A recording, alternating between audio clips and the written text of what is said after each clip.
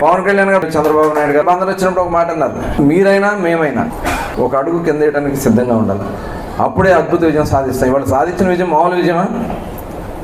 95% వాళ్ళ మ్యాండేట్ ఇచ్చారు ప్రజలు.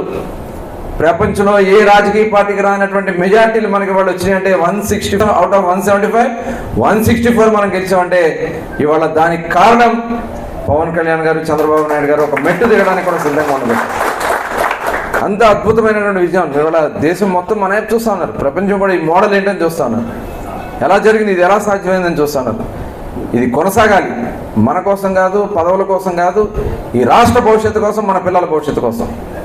ఇవాళ కానీ మనం ఒక చిన్న పొరపాటు చేసినా రేపు రాబోయే కాలంలో ఆంధ్ర రాష్ట్రంలో పెట్టుబడులు పెడతానికి ఎప్పుడు ఆంధ్ర రాష్ట్రం వైపు రాదు. వస్తారా? ఇవాళ పెట్టుబడులు రాకపోతే రాష్ట్ర పరిస్థితి ఏమవుతుంది?